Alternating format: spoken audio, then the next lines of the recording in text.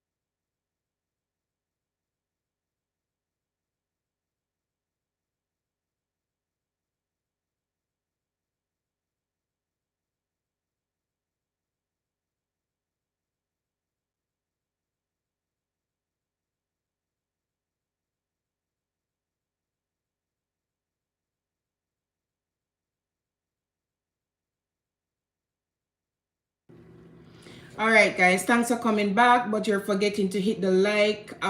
So all that hard work just gone because of one error. So apparently, before I went into before I went to start the live, I was on the live on my page, if that makes sense. So that's what happened, and that's why we were getting so much feedback, because I was on it two places in my phone. One little mistake, and all that hard work is gone. But that's not going to deter us from sharing knowledge tonight. And I'm just going to wait on persons to find me back here. Just 2 minutes.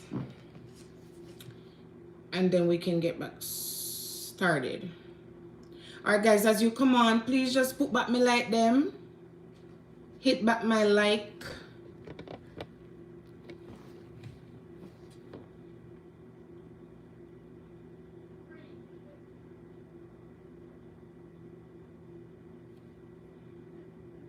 Okay, are you back in the building, Monia? You find me back?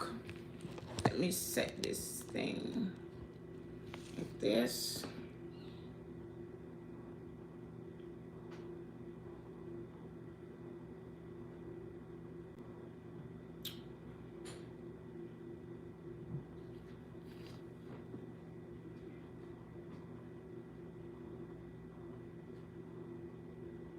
Yes, Vay, you're the only one here at the moment, but the others are just having a little hard time getting back. But I know they'll be here eventually. All right, guys, as you come on, just hit, yeah. Let's try this again, Marlon. Let's try this again. Good evening, Marlon. Thank you for coming on. We have lots of goodies in store tonight. Somebody else jump on. Show your face.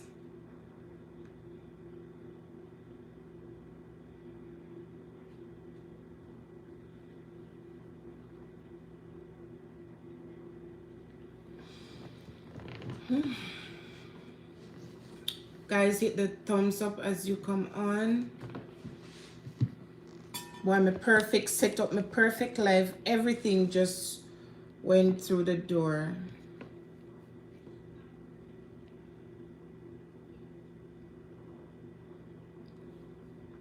Okay, are you here? Monia, are you here?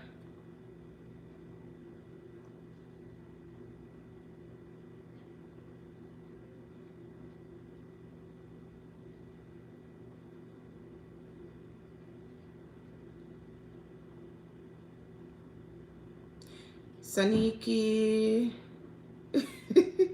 No, but body never take your like with me to walk with it. Thank you, Saniki. I appreciate it. One little mistake.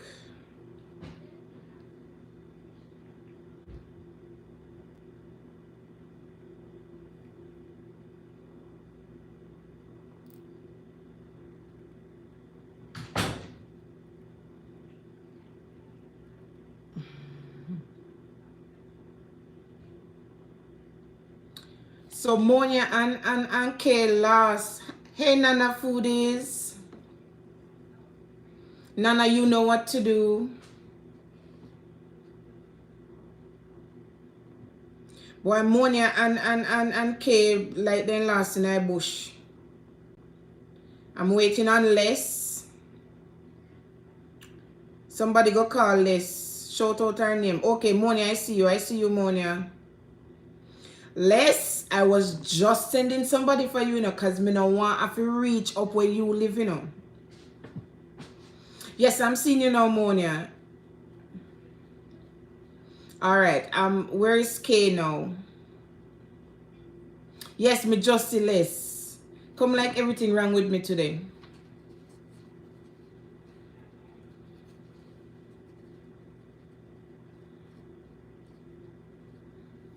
Okay. Somebody call Kay. Just stay away there and shout out, say, Kay! Because today's Kay's birthday and we want to all wish her a happy birthday. But it seems like she can't find her back. So in the meantime, can we all wish Kay a happy birthday in the comment section? Everybody that's here. I am seeing 1,000 persons here. So all 1,000 persons go ahead and write happy birthday Kay and send her 2 balloons. So happy birthday Kay and 2 balloons before we move on to discuss some serious business. Happy birthday Kay and 2 balloons. 1,000 person on the live. Let me see. Happy birthday Kay and 2 balloons. Nice. I see them coming in now.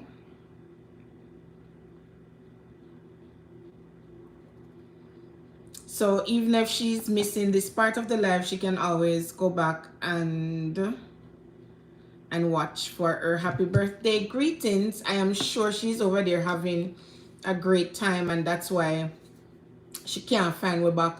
Probably come draw her way. And we can't find her back. So we're going to just go ahead and start.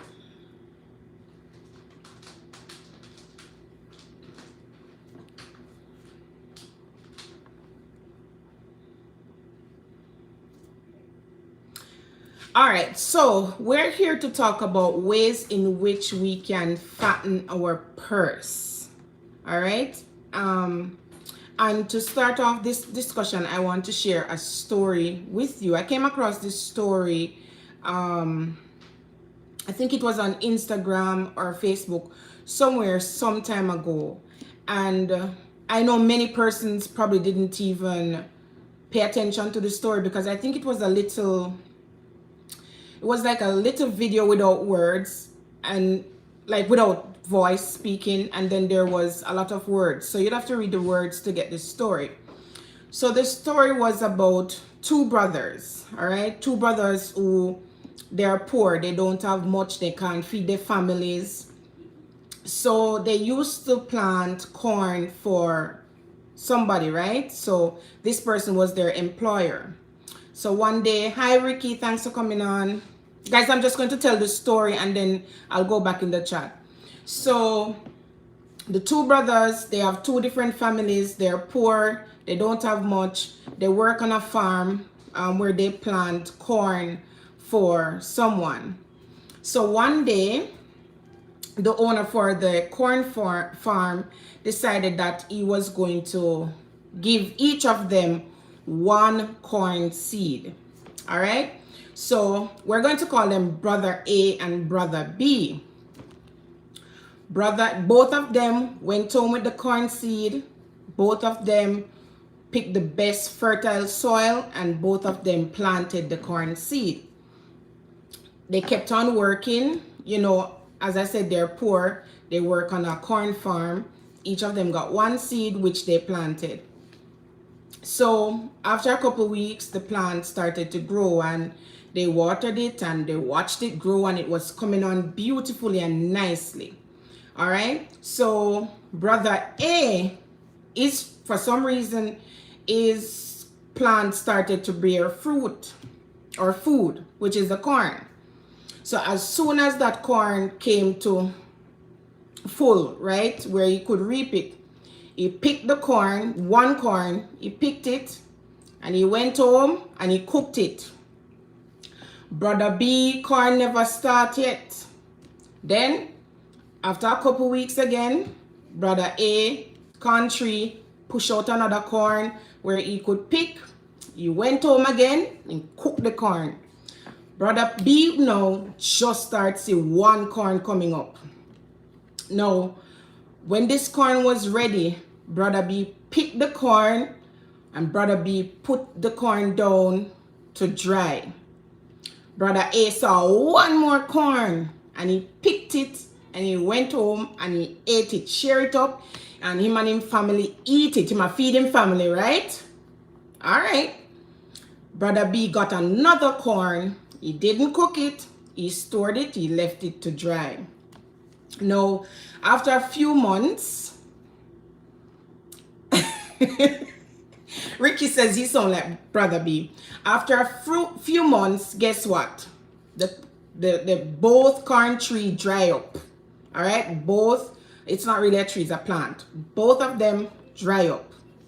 So guess what? Brother A no longer have no corn. So that one corn seed that he got, the tree came and he got 3 corn from it and he ate 3 of them. Brother B got 2 corns. He didn't eat them. Guess what brother B did? Brother B let the seed them dry, and then brother B planted all those seeds. So now, guess what? Brother B started his own little corn farm while brother A stood and watched him. After all the corns came up, brother A started to beg brother B. Now I want you in the comment section to tell me, what would you do if you were brother B? What do you think about brother A, and what do you think brother B should do? What you would do if you did a brother B? Ricky is saying that he's brother B. Why you say you're brother B, Ricky? I know you're a big farmer and all these things, but shed some light on what is happening in this story. And I'm going to show you how this story is, practical in what happened to us as what we consider poor people. Brother A get jealous. Leslie's saying brother A get jealous. Monia says he would give brother A corn. All right, you're sharing with your brother. Monia is also saying he didn't know he could let them dry. You think so? Remember, say I can't farm. He work on, They both work on a corn farm. Them know about corn. Corn are what them do for your job, so to speak. Marlon says he would share his corn with his brother and encourage him. So guys, when you really think brother A never know what I do? Like, think about it. Saniki says brother A only consider his belly and never think about the future. Very good point, Saniki. Monia is saying, so it would be good to give brother B a corn, let him go and do what I did, and let his grow his. Basically, you're saying you let him grow his own. All right. Nana Foodie says, give him some corn and make him understand not everything you have to eat. One, and invest in what you have to get more. Very good point, Nana Foodies. And Vlog saying good night, everybody. Good night. And guys, I am seeing 1,000 people but only 800 likes, so please remember to hit that thumbs up. Leslie's saying brother A knows what he's doing. I think brother A was fully aware of what he was. As I said, both of them work on a corn farm. Them know about planting corn. So Ricky says, so brother A did not think of the future. And for me being B, I will give him a dry corn to plant. All right, always think of the future. Les is saying, him think him slick. Saniki says, give him 2 grain and let him try again. And everybody is saying good night to Anne. All right, so you're making some good points, and some of these points will tie into what we're discussing tonight.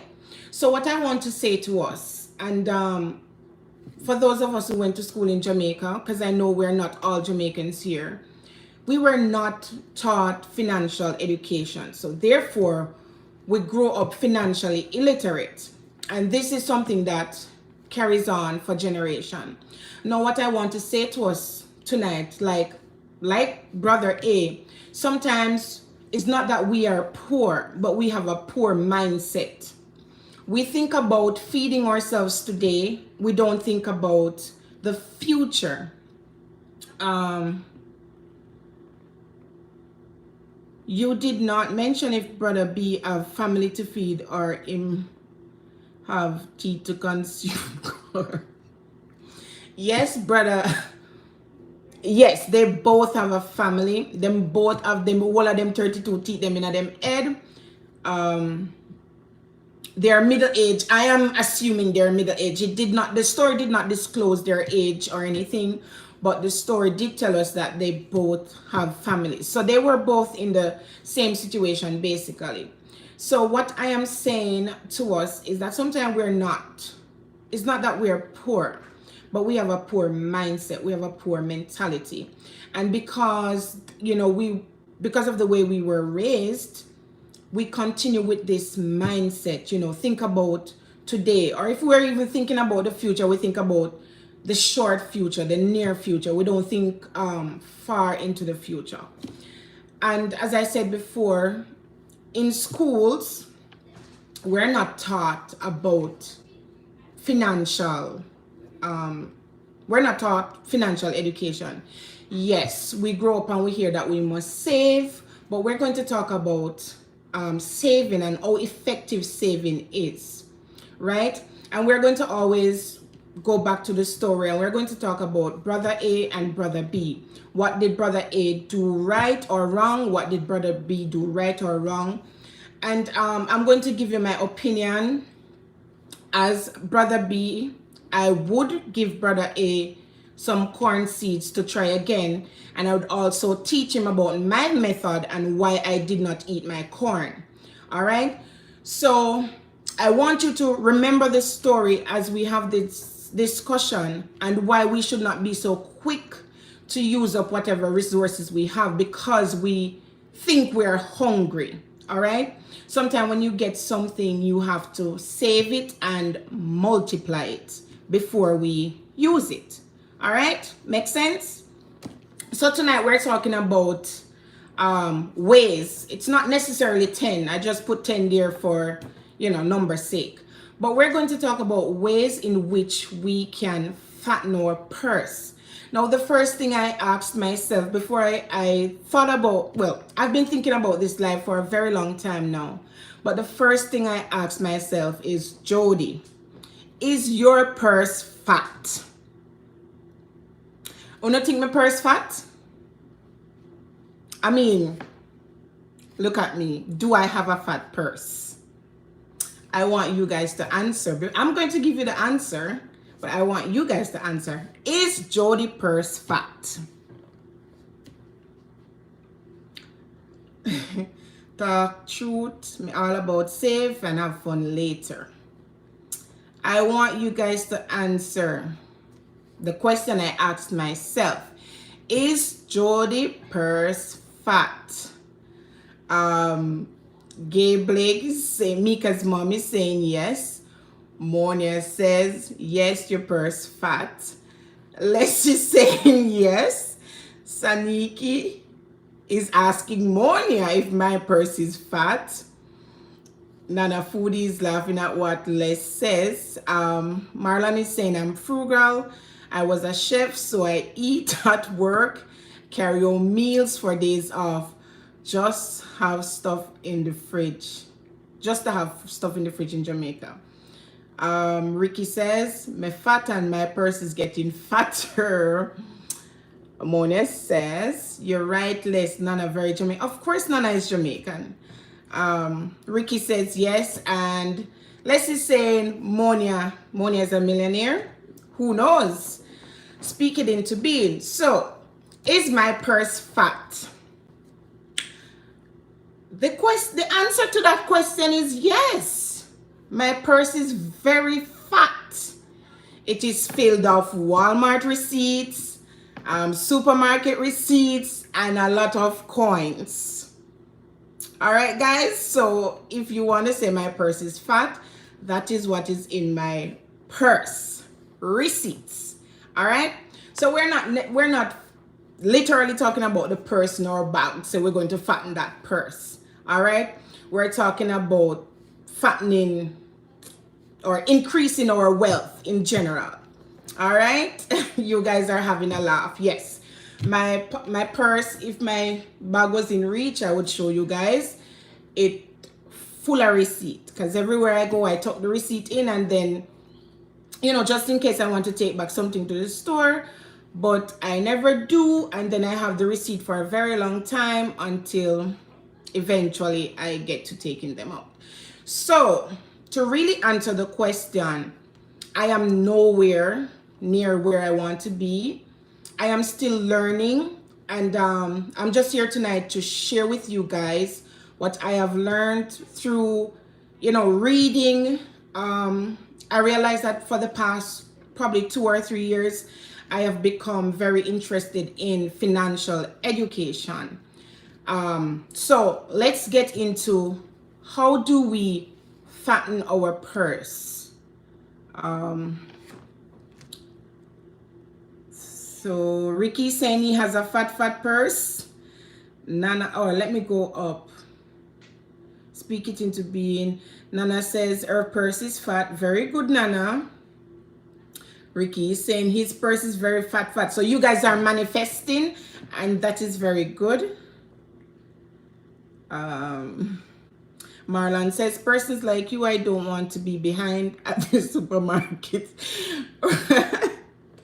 or the checkout line with all your coupons. I mean, coupon is a good way to shop. So yes, guys, so let's get into our discussion. And as I said, bear in mind that story about brother A and brother B, and we're going to talk about what happened there. And we too, we do this. We may not do it with corn, but we do it. Once we get some money, we use all of it, and we don't think about multiplying that money. You get $10. How do you multiply $10? Let's talk about that. So, of course, I don't know, I have my notes. So the first thing that we must do, the first step or the first road that you must take to fattening your purse, it doesn't matter how much money you earn. If your salary is $100 per week or $200 per week, whatever you earn, the first thing that you must do is take away 10%. So that's the first thing we're going to do. Good night, Tony. Thanks for coming. Remember to hit that thumbs up. The first thing, the first step, the first road, the first route, the first step in the right direction is to save 10% of your earning. So even if you earn $1, all right, you take away 10% and you put it aside. All right. So the first thing that we're going to do is save 10% of our earnings, no matter how much, no matter how small. You're going to start with 10%. Cool. So we're going to take this 10% and we're going to put it in the bank or put it wherever you want to. Put it somewhere secured. So Monia, you're taking, So Monia says, step 1, save 10% of your earnings. Monia is taking notes for us tonight. Thank you, Monia. Save 10% of your earnings always. All right. So the next thing we're going to do.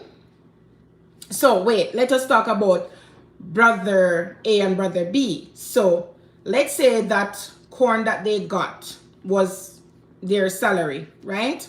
So brother A, what did brother A do? Use up all our earnings. What did brother B do? Save his. All right. Now, the next thing we're going to do, step 2, we're going to make a budget. Now, me know say everybody hear about this word budget, budget, budget, budget. And do we actually budget? Do you guys budget? Like, do you actually sit down and allocate your salary? Now, when we talk about budget, you see that 10% that you put aside, that's not in your budget. What you're going to budget is the remaining 90% of your salary. Now you're going to live only on this 90%. So whatever you're doing, it should not exceed 90% of your salary. Your lifestyle must not exceed 90% of this salary. So you're going to create a budget. How do you create a budget? Write down all your expenses. Your income is that 90%, whatever that 90% is. And then you're going to formulate a budget of all your expenses. Every single thing that you have to do, that 90% must be able to cover it.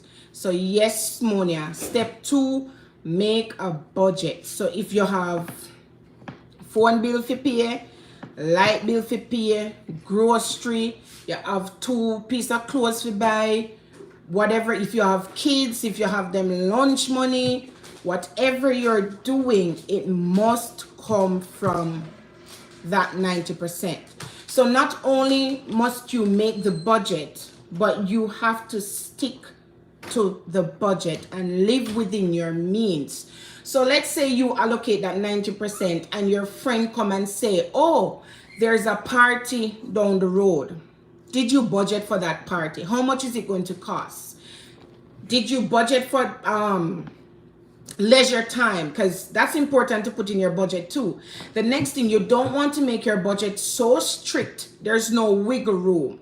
So if you know that you're a person, not because you're trying to save doesn't mean that you must deprive yourself of what you really enjoy.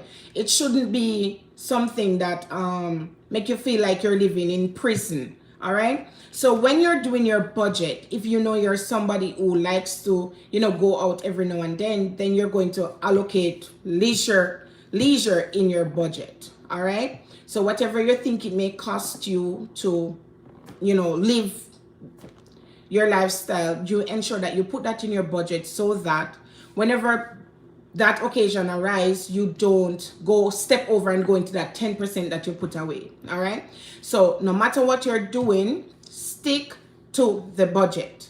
Every expense that you have, put it in the budget and you stick to the budget. All right. All right. So Marlon is saying, okay, Annie's saying that she budgets monthly. That's very good.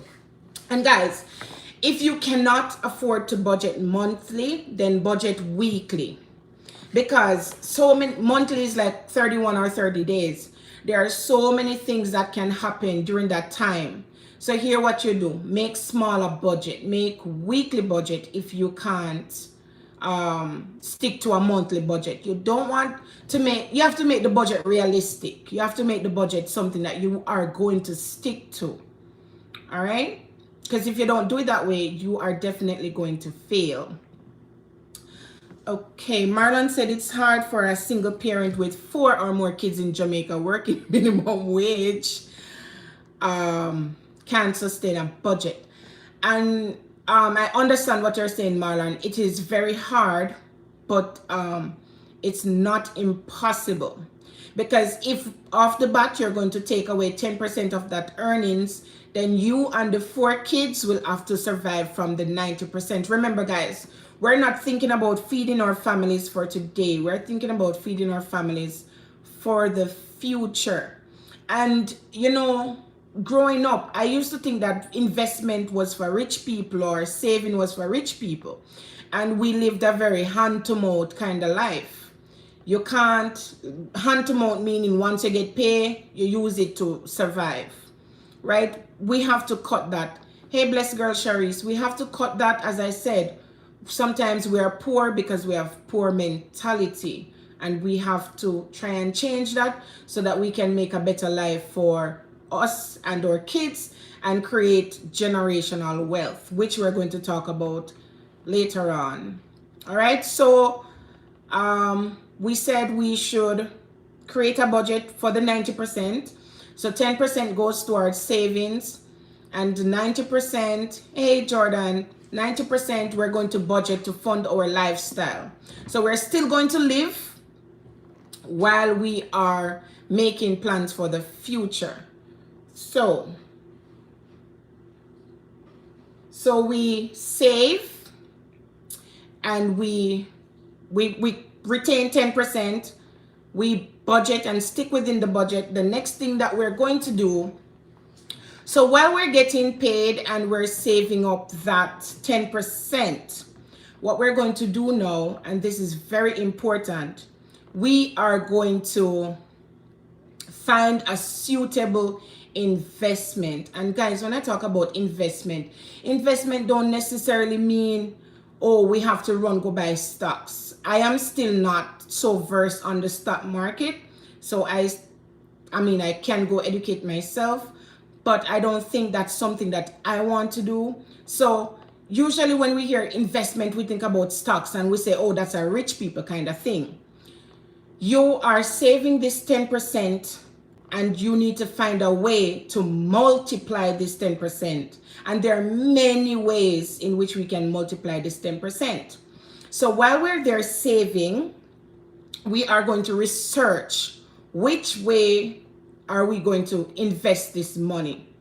Are we going to, and you know, we have to think practical. All right, so you're going to research which investment works for you. Now I'm going to share something with you guys.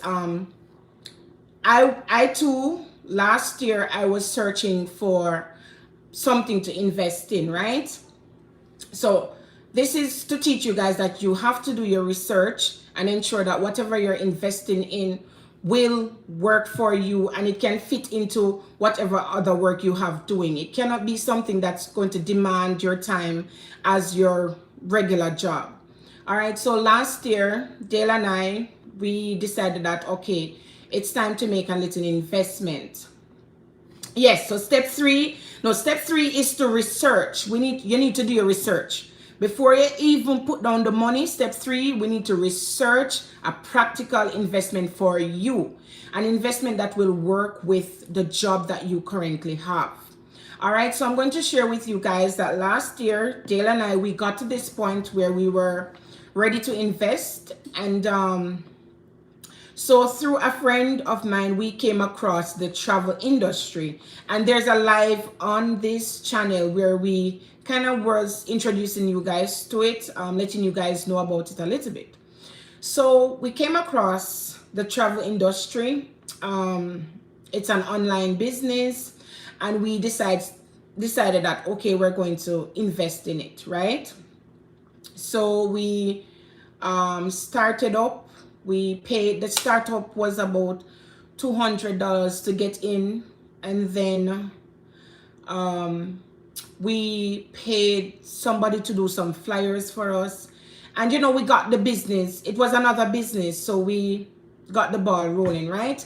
But guess what? Dale and I are very busy, right? So this investment was not a good investment for us because it demanded our time. And our current job, we are already super busy. So when we started to take this business on, I found out that we would go out in the days, then I come home in the evenings, and we would have to go to workshops online, and I would fall asleep like every single night. We came home and I would go online and we would fall asleep. No, it's very important that you attend these workshops, because this workshop is what teaches you how to manage your business and how to make money from the business. And we were not able to do that. I tried to hold on to it. The time was just not there. And after probably like 2 months, I had to put a pause on that business. Did I gain the money I put in it? No, I did not. So what I'm saying to you is you have to ensure that you do your research. I did not do the research that needed to be done, because if you have a full-time job, you need something that's going to turn money without you have to tend into it on a regular basis. All right, so you have to research an investment that's going to go hand in hand with whatever job you have. This was not a good investment for us, and because it was not a good investment, we lost some money in it. All right, so you need to research something that's going to work for you. What work for somebody else may not work for you. You have to do your research. There's a lot of ways out there in which you can invest and multiply your money. So that's the third thing you need to do. You need to research an investment, a practical investment that's going to work for you.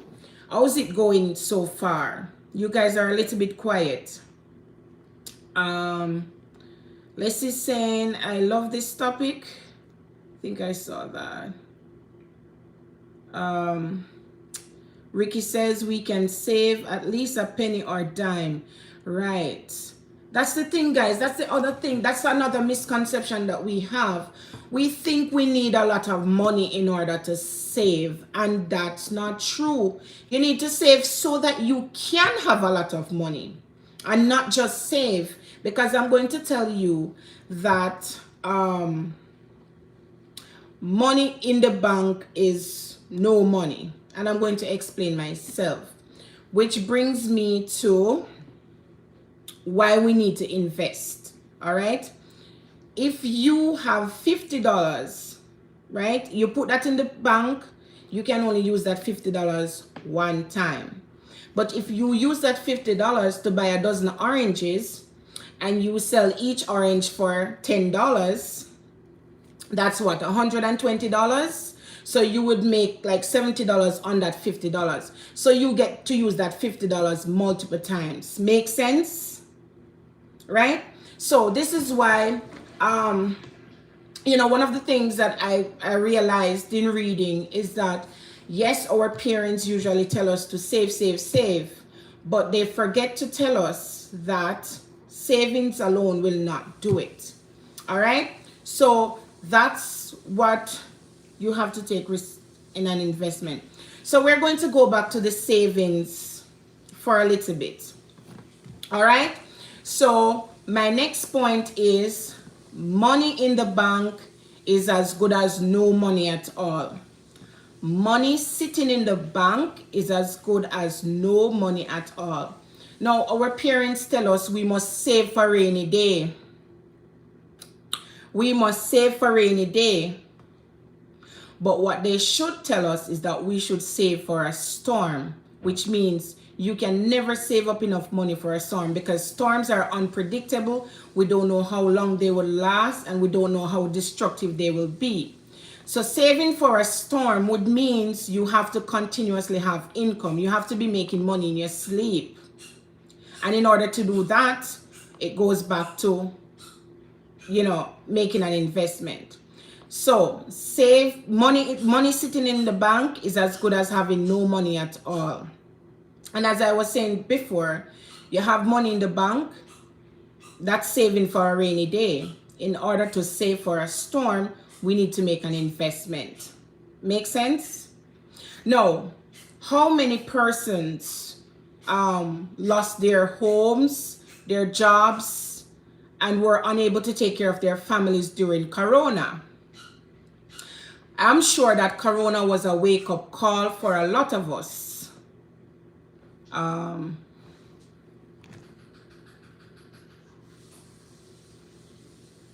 Yeah. So I would consider Corona to be a storm because Corona lasted what, 2 years? So saving for a rainy day. You see how saving for a rainy day could not sustain us in a storm because Corona, many persons lost their houses because we were unable to go out. Some persons were unable to work. Some persons were completely out of a job. No, if they, let's say some of those persons who were out of a job, they had huge savings in the bank, right? Let's say after a year that savings will finish, because if you're using it and you're not replenishing it, then guess what, it'll go done, it must done. All right. However, if you have an investment that is, while you're using, the investment is putting back some money in, then that money will last you a longer time, because what happened is that you actually multiplied on your money. Back in the days, bank used to give you what, like 1% or so on whatever money you have, and then you would probably get more percent if you have it in fixed deposit. If you realize no, banks are not doing that anymore, so you have to help yourselves. If you have $100,000 in the bank, after a year you probably have $100,001 in the bank. So money, and you can only use that once. Another thing that I always think about, you save up this money to put in the bank, because we like to say we have enough money in the bank. I like to have a lot of money in the bank. For some reason, it makes me feel secured. But am I really secured? What if I get sick? You can only use that money once. And once you use that money to pay up your medical bill, that money is done. You'll no longer have that money. Goes back to what my phrase, money sitting in the bank is as good as having no money at all, because you can only use that money once. But if you use that money to multiply, then you're able to use it many times. All right. So money sitting in the bank is good as no money because you only get to use it once. So we go to investment where we can multiply our money. Let's think about some practical ways in which we can invest. So now we're going on to investing money. So we talk about keeping back 10%. Then we talk about what? Making a budget. Then we talk, what was the third thing, Monia? Research. And then we talk about just leaving the money in the bank, is not having any money at all. So now we're actually going to talk about what you should do with the money instead of just saving it. So you're going to take 50%. When you get to a point, you're going to do your research. So you're going to know how much money you need, right? So when you get to a certain amount of money, you're going to take 50% out of the bank and you're going to invest it in something. Now remember, we're talking about poor people. We're poor, right? So we're going to think about practical ways in which we can multiply our money. What are some little things that we can do to multiply our money? It don't have to be big, you know. It don't have to be big. All right. So we can talk about, there's so many ways in which we can make money now. You can start an online business where you buy and sell back goods online. So you use 50% of your savings and you buy some, you do a little research again. What is a product, or what are some products that my friends or family or I know that is in high demand? You can buy those products and you can create a website and you can sell those online. No, that's not something that you have to sit and do daily. All right. You go to work, you come in, you pull off your orders, or you can have somebody that do your packaging and you send them off. All right. So that's one of the ways that we can invest. We can start a little online business. We can buy some goat. All right. Buy 2 goat. Start off with 2 goat, 2 she goat, and then eventually multiply. Before you know it, you have a goat farm. You go tie out the goat, or you feed the goat in the morning, and when you come back from work, you feed the goat again. All right. So we're thinking about little practical ways in which these are accessible to us. All right. I am not going to touch stocks. Yes, you can do stocks or you can do marketing, but because I am not versed on the stock market, I am kind of just sticking to the little things that I know that persons can actually do. We can buy some chickens. Take 50%, you buy 100 chicken, and then guess even if you don't have time to pluck them yourself, then you pay somebody to pluck them, you pay the person, and you get so much more. And then you take that money, you can go and put it in the bank again. Or you take the money and you buy some more. You buy 200 chicken this time, and each time you go up, before you know it, you have a big chicken farm. So I'm just saying, these are some ways that we can invest our money. We tend to think that investment are for rich people, and we need to cut that out. So let's go back to the corn farm, brother A and brother B, for a minute. So brother A got his corn seed and planted it, got 3 corns, and him use it feed him family. For the persons who were not here, I'm just giving a little, synopsis of the story. Brother B, each time brother B got 2 corn, him never get 3, no. Brother A got 3 beautiful corns, and he used it and he fed his family. And brother B got only 2 corn. He let them sit and dry, and then he planted it and started his own corn farm.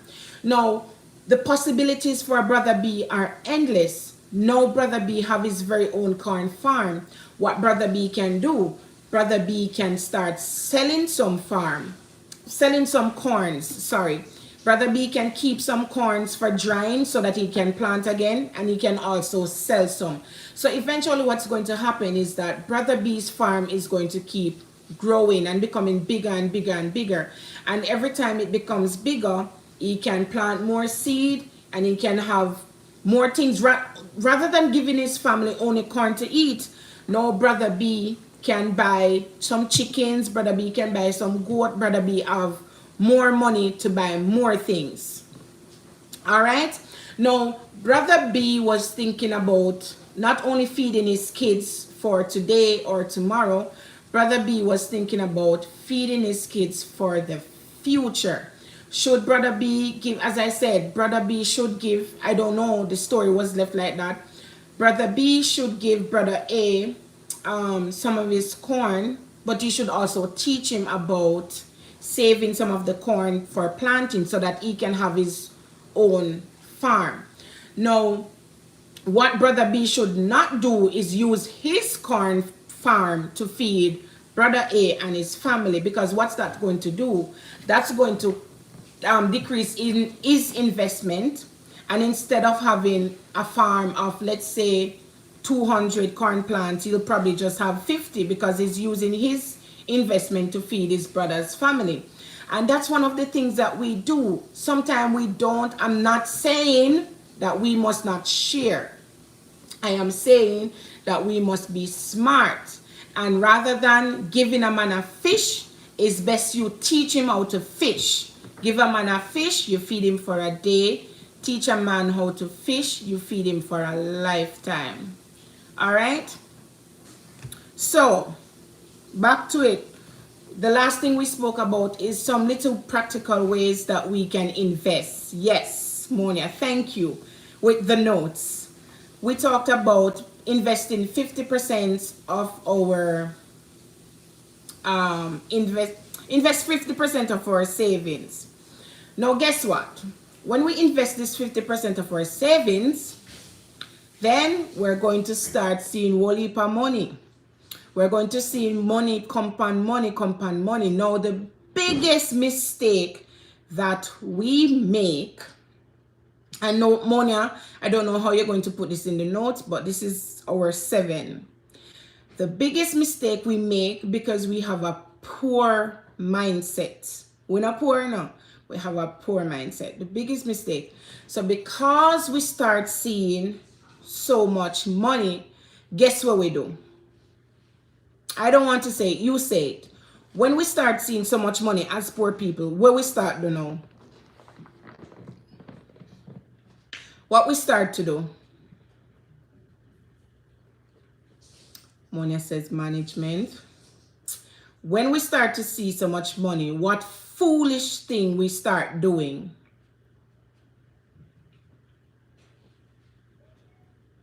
We start to spend it. Yeah, we start to spend it, but how?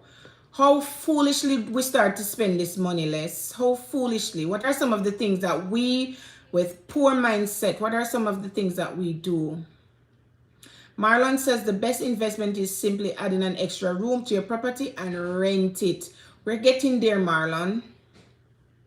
Monia says poor money management. We start to manage the money poorly by doing what? We start to increase our lifestyle. We step away from the budget and we start to spend loosely. We want name brand. We want flashy cars.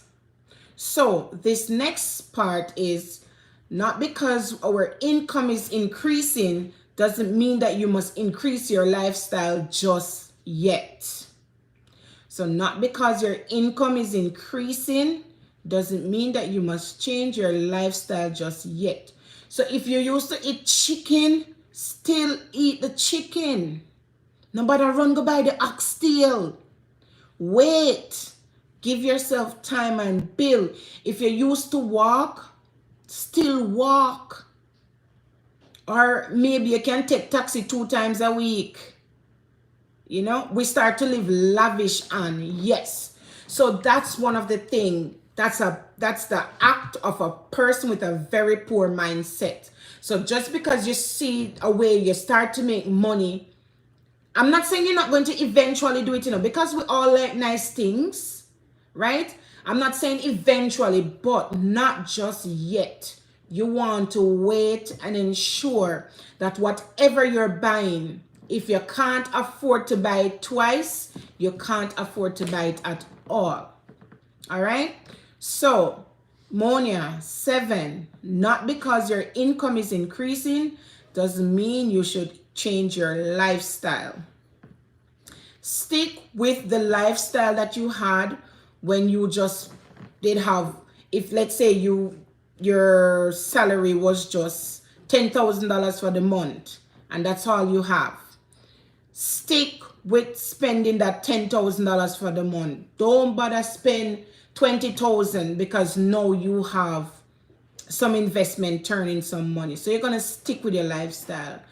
Don't bother run. You can, as I said, if you're walking, I'm gonna say one at a time. If you're tired, you can't take one taxi. But nobody go take taxi 5 days a week. Or if you already had a car, no, because you did the drive one Honda, you have to run go buy one Benz.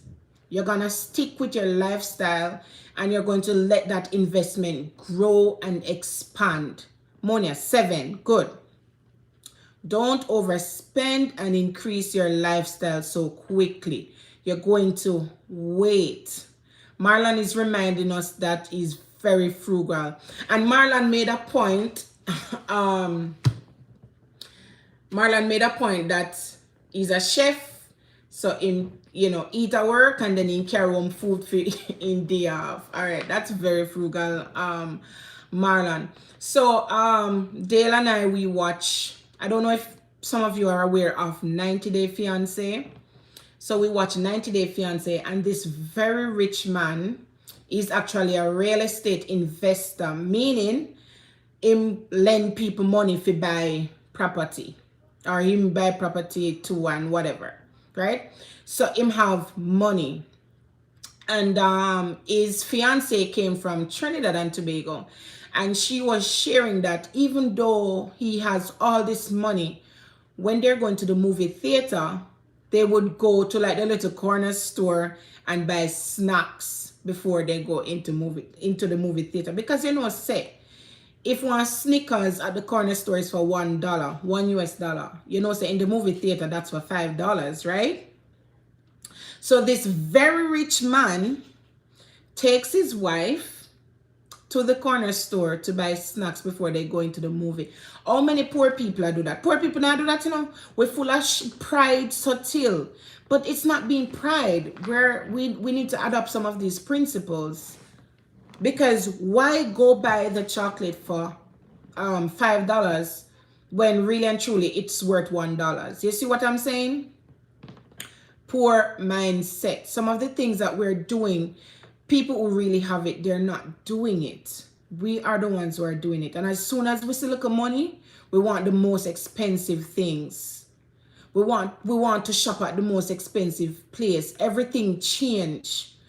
Don't be so quick to change your lifestyle. You want to give it some years. Where I am, you can't just look on somebody and tell that they're rich.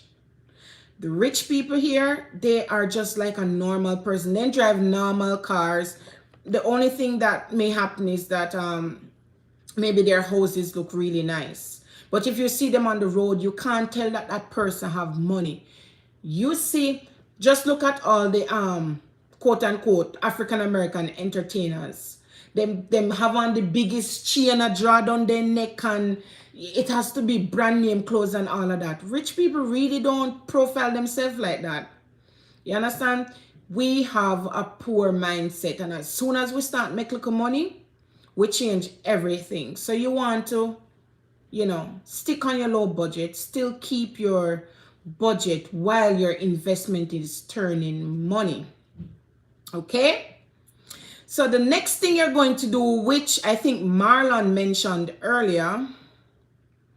Okay. Mona says, so far, remember, money in the bank is no money. Is no money at all. Learn to save for a storm and not for a rain. Invest 50% of your saving into a small business, and don't increase your lifestyle because your money is increasing. Don't increase your lifestyle just yet. Marlon says, I spent 18 years in America and never had Starbucks or Dunkin' Donut coffee. Always Cumberland Farms or McDonald's until I dated a white woman. Yeah, so let me shed some light on what Marlon is saying. So if you go to Dunkin' Donuts or Starbucks, you're paying the least maybe $3.50 and upwards for coffee. But if you go to like the Cumberland Farms or one of those little convenience store, gas station convenience store, you probably pay $1. Maybe believe you, Marlon, you're very frugal. I go to Dunkin' Donuts, especially if I am running late, didn't get to make breakfast and stuff like that, which is not very thrifty. So Marlon is making a good point. Yes, control your spending, don't increase your lifestyle. So the next thing we're going to talk about is so while you're doing this and you're investing and the money is you're increasing on your money, you are going to, assuming that you didn't have a property before, the thing that you're going to look at now is to buy a house. You're going to buy a house. No, buying a house, how does this help you to fatten your purse? That like put you in a debt? Buy a house. Now, what does this do? If you were paying rent, one would consider paying rent flushing money down the drain. I wouldn't say that because, you're paying for the roof over your head, but it's considered to be something like that. You're literally just putting money in somebody's pocket. What you can do is buy your house and maybe rent out a part of it, as Marlon suggested earlier.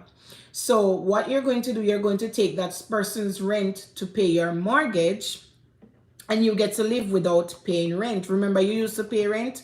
So you're going to use that money that you used to pay rent to, again, save for future investment.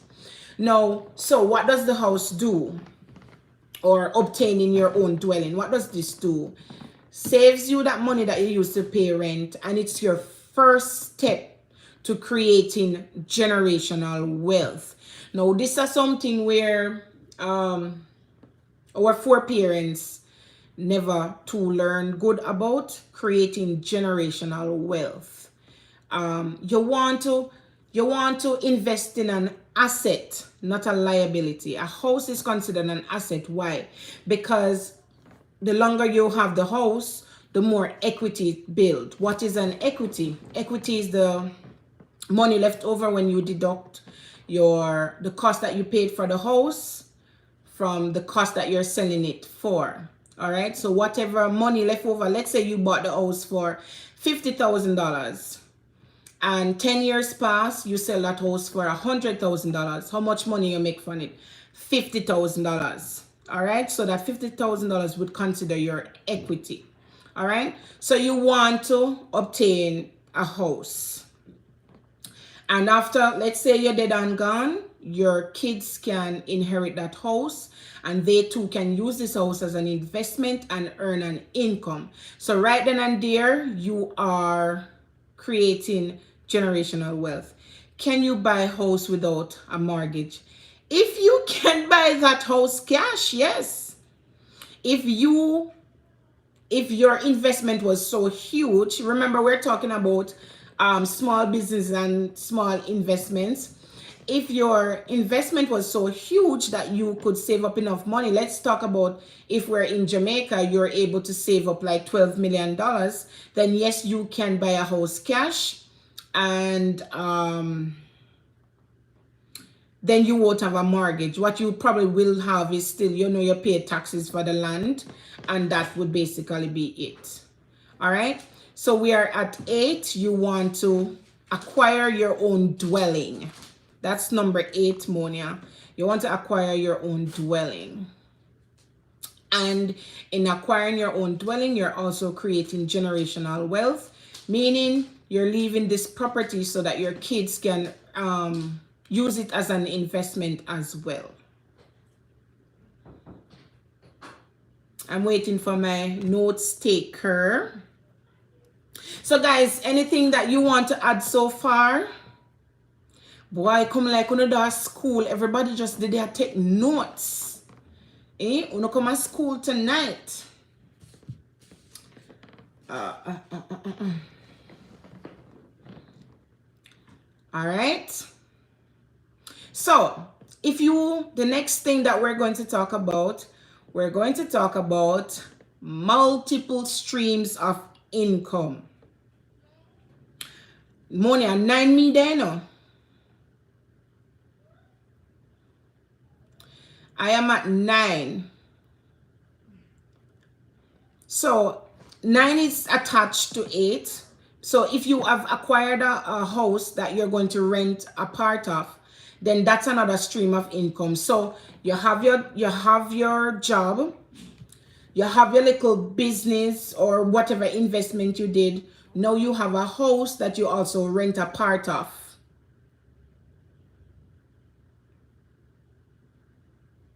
So now we're at 9 because now you have unlocked multiple streams of income. So at 9, you have unlocked multiple streams of income. All right. So again, you see, social media teaches us a lot. I don't know, remember where on social media I came across that you must use your 9 to 5 to pay your bills and what did it say, Dale? Use your rest of income to fund your lifestyle.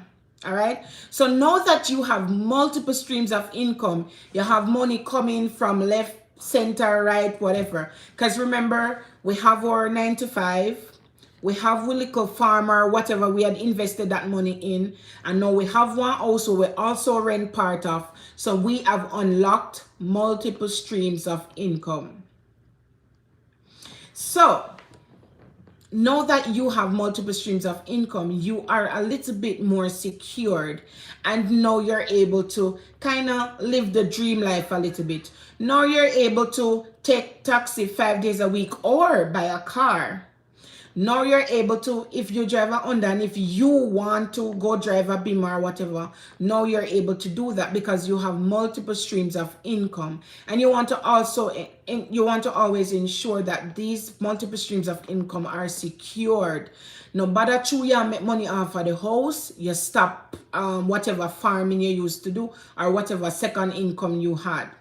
Don't stop the income because you now have multiple streams of income.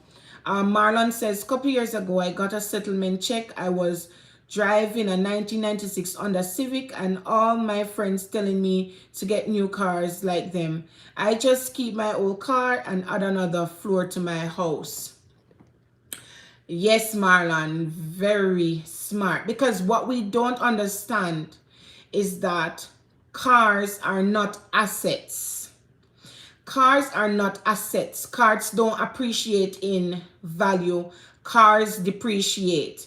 You want to think about things that are going to increase the value the longer you have it. Car not increasing of value. The more mileage, the less the value. All right. So cars are not assets. So that was good, Marlon. Adding to your house, that can become an asset. It increases the value of your house. And if you're adding like somewhere where you can rent out, you're increasing the value of your house, plus you're getting ready cash from renting out the house. So that's a great move if you want to keep multiplying your dollar. That would be a great move. All right. So that was number 9. You have now unlocked multiple stream of income, and now you're able to splurge on yourself a little bit. Marlon says anything that don't make you money is not an investment. Can be an investment. If it's not going to multiply your dollar, it cannot be an investment. Saniki says, me I go rent out my house and go live in a rent house. Saniki, you say, you know people here do it. No, where I live is the vacation state, right? Maine is the vacation state. A lot of persons come here for the beaches. Maine is considered to have great beaches, okay? Not compared to Jamaica, of course, but compared to the beaches that are in America, Maine is considered to have great beaches. So a lot of persons come here for vacation. Now, you know that persons who have houses in the beach areas, they come out of their house and they go rent a little motel, and let's say they rent their house for 2 months. They'll stay in the motel for 2 months. Now, here's the catch. If your house is on the beach, great location, depending on the size of the house, you can get $5,000 US per week for that house. But if you go to a little motel, then you'll probably be paying maybe $2,000 for a month to stay in the motel. So you see how much money that person is making. So Saniki, I don't know if you were joking, but it's a real thing. People come out of them house and rent it out to vacationers and make money from doing that. And when they make that money, them don't have to work for the rest of the year. So there you go. Wait. Marlon says, I have worked at Bar Harbor in Maine a couple years ago. My mother used to work in Bar Harbor. That's further up north, Maine. I am down south, I think. But yeah, Marlon. How many years ago that Marlon? Let me see if you would have known my mother. I think my mom used to work in Bar Harbor maybe 25 years ago. That's so long, Mom? How long? How long? 2001, 2002, 2003. Yeah, then 2001, how much years ago, Mom? 22 years ago? 2005, 2006, 2007, 2009. Okay. Yeah, my mom used to she started working there about, when me did say 20 years ago, 21 years ago. She worked there up until 2009. Oh, Marlon is saying he was there 2012. So Marlon, you're familiar with Maine. Nice. So we're at 10. You see, Marlon, make me lose my chain of thought. Where did you get that shirt? Oh, my shirt tonight says Hustle Hard Girl, and it was very intentional. It was very intentional. Hustle Hard Girl. The handwriting is very poor, but Yeah. So, me not give no free promotion, you know. You see, I should be earning. Yes, yes. I should be earning from telling you where I got my top. Fashion Nova. Yes. So, step number 10 is that comes in the form of an advice. So, now that you're making all this money, you have multiple streams of income, you're living the dream life, there's one thing that you still don't want to do, because guys, one wrong move can cause it all. You want to ensure that you're securing the life that you're living, and you're securing something for your kids, right? Because you want to give kids a better foundation than what you had, right? You don't want them to struggle so much. We're trying to break this generational curse of poverty, right? We're trying to break that.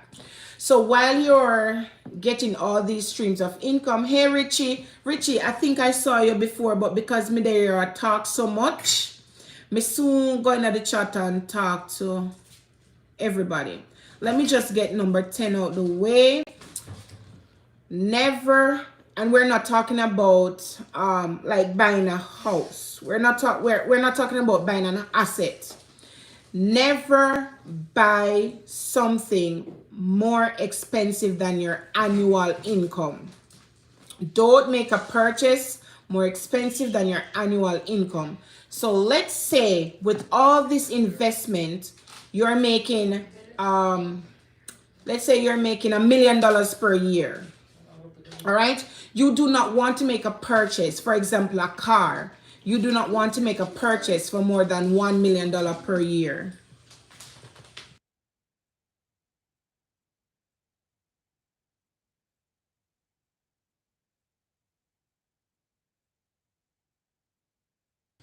Tell me why Dale and Jade come and disturb my life. Mama. Yes, guys. So what you don't want to do, you do not want to make a purchase that exceeds your annual income. So as I was saying, if you're now at $1 million for the year, you don't want to buy something that worth more than $1 million unless it's another investment. For example, if you're going to buy another real estate, then you can do that, because what you're doing, you're multiplying the income by buying a real estate. But if you're going to invest in well, it's not an investment, it would be a liability. You don't want to buy something that is more than your earnings for the year. That can cause a tumble or a break in your trail. This upwards that you have been climbing, you don't want to make a purchase that is more than your income for the year. Now, that is how you fatten your purse. All right? That is how you fatten your purse. That is how you create generational wealth. And that is how you secure not just yourself, but you give your kids a better start. Oh,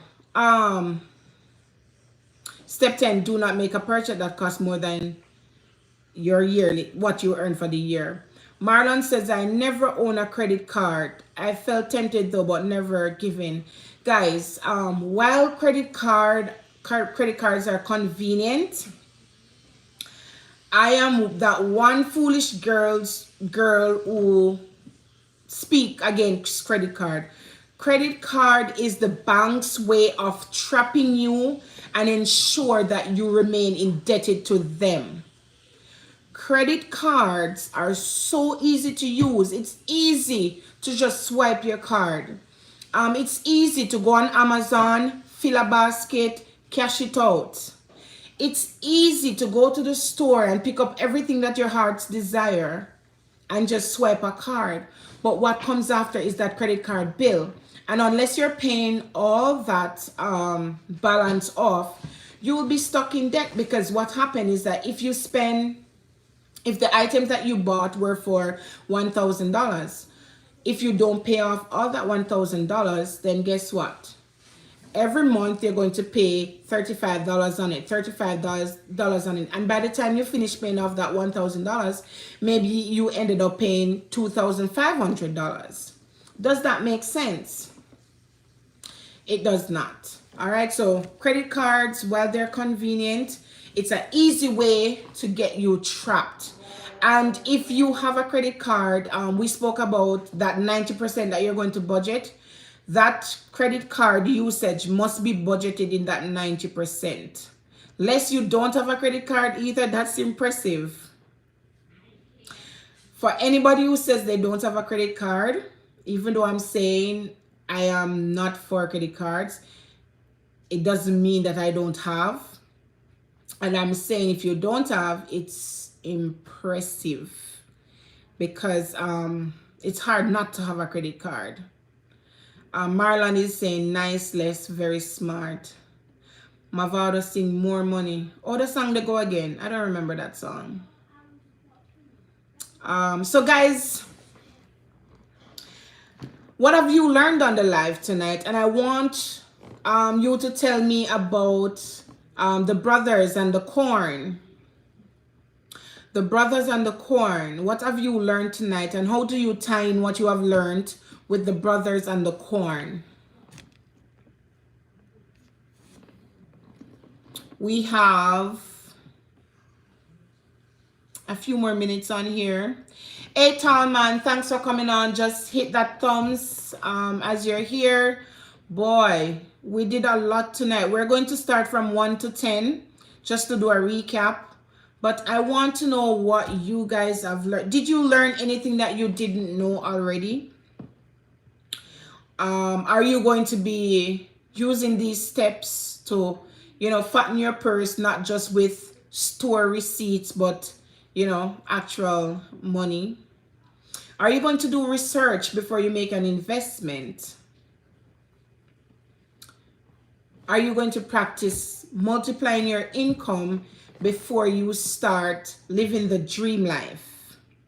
Are you going to make budgets and stick to them? Les, I want to know what you have learned actually. Kay. So Monia is doing A. Monia, oh my God. Can we give Monia a round of applause for my thumbnail? That beautiful thumbnail. Thank you so much, Monia. So Monia is going through with the steps to fattening your purse.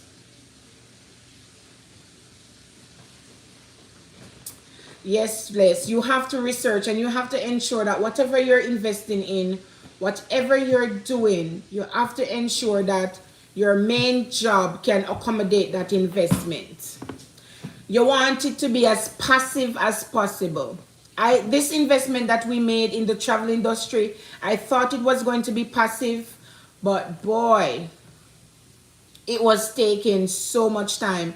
And I know that there are other persons who are doing it and they're very successful. Kudos to them, but it just could not work out with my lifestyle, my job currently. So I had to give it up. But for persons who want to try it, feel free to do your research. Do your research before you get entangled in it, because I lost some money in it. Yeah, I lost some money. Yes, Monia with the review. Step 4, make investments. Step 5, save for a storm, not just a rainy day. Okay, I know you said you're coming in or you're going out. Saniki says save 10% of my earning and 10%. So Saniki, so from your earnings, 10% goes to saving, and that tithes come out of the 90%. So that tithes would be a part of your budget plan. All right. So no, we not leave God out. We not leave God out and nothing. You just have to take his 10% out of the 90%. So then you'll be left with 80. So invest, right? Monia with the review. All right, Les says 4 and 5 is their main, which is make an investment and save for a rainy day. Yes, Les. So just do some research. And as I said, investment don't have to be stocks and stuff. Investment can be like YouTube. This is an investment, you know. I'm investing my time and a little coins here and there. YouTube is supposed to be one of my little stream of income, right? So, and like many of us here, YouTube is supposed to eventually be your little stream of income, right? I think that's the end game for most, even if not all of us. Anne says, I learned to save from a tender age and how to budget. I still live by those practices today. Very good, Anne. So Anne, save and budget, but remember, money sitting in the bank is as good as not having any money at all. So you want to find a way to multiply that money that you're going to save and put in the bank. Marlon says pig farming is actually great, but you have to grease your pigs so thieves don't. So that thieves don't hold them. So guys, that's the thing. Whatever investment you have to ensure that you're protecting your investment. Invest in a property, leave generational wealth. Yes. Monia with the review. So brother A should have saved his corn. Me know him pitting them did hungry, but brother B pitting them did hungry too.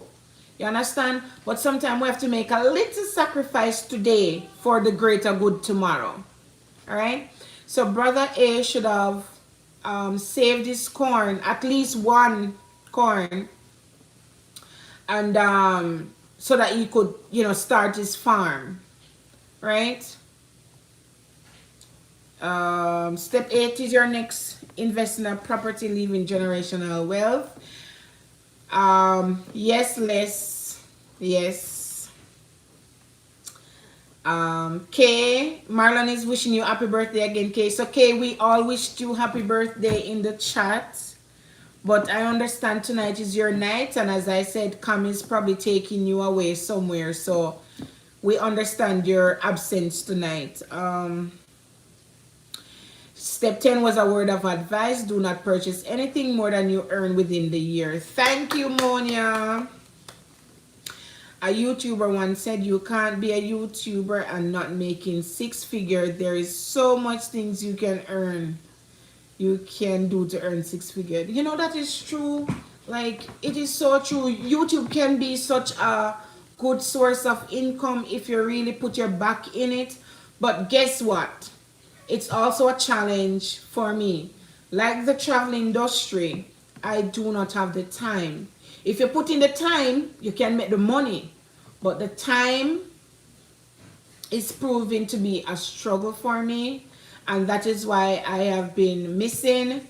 I used to do 3 videos a week. Now I am down to 1 video bi-weekly. So I am definitely struggling with time. But it is something that I know if you put the video in and leave it, then eventually the video will generate income even in your sleep. And that's my aim. I want an investment where I can be sleeping and making money. You ever hear them say you now make money until you make money in your sleep? Right. I want to sleep and make money. That's what I want. All right. So, and that's why I'm trying to stick out with this YouTube journey, because eventually that's where I want to be.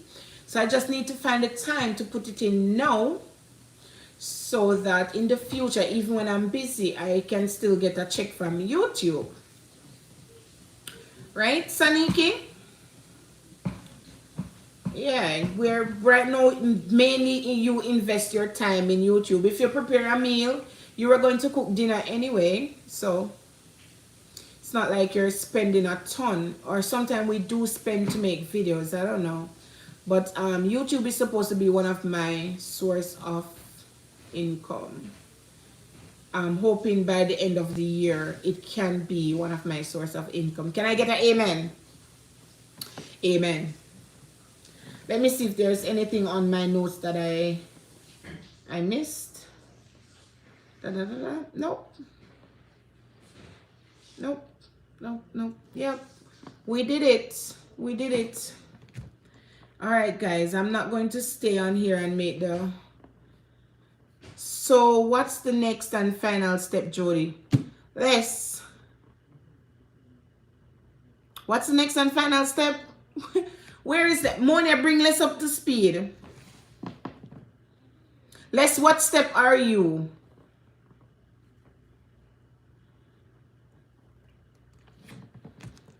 Monia, I think Les, I think number 10 was a word of advice, because remember, we already have the multiple streams of income now. So the next thing is for us to spend wisely. And one of my word of advice to you was, don't make a purchase that exceeds your yearly income. Okay. Let's wait. Why you like for trouble, mate? Thank you for being here, Ricky, and thank you for listening. I hope you guys will try. It's not easy, but you have to be financially disciplined. And I know that to be financially disciplined is so hard. Guys, so I regularly shop on fashion. Well, I won't say regularly. When I want something, like clothes and stuff, I'd go on Fashion Nova.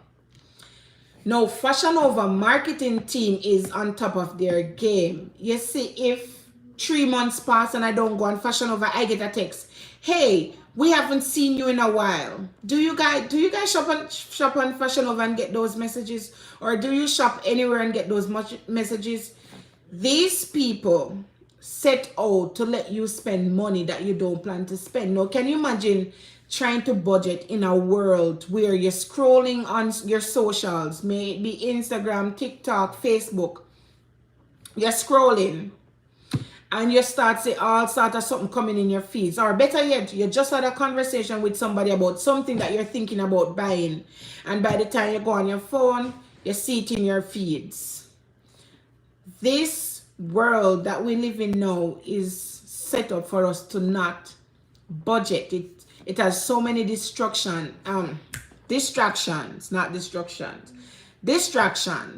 but you have to be firm in your plan and be financially disciplined. All right, guys.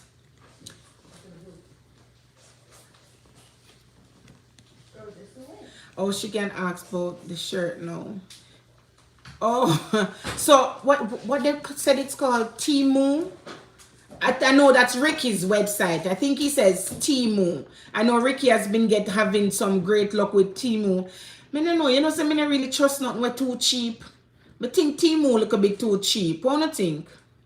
Ricky, I know Ricky's having some good finds over Temu, but I see them in my feeds so much.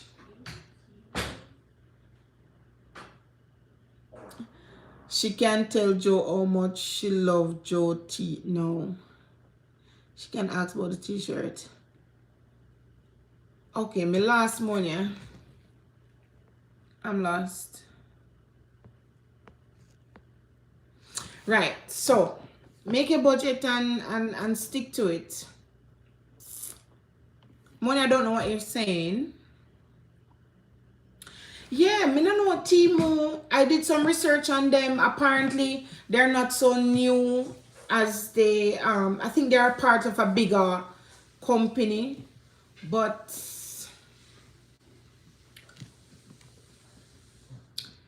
who? Them a rat something here? Please.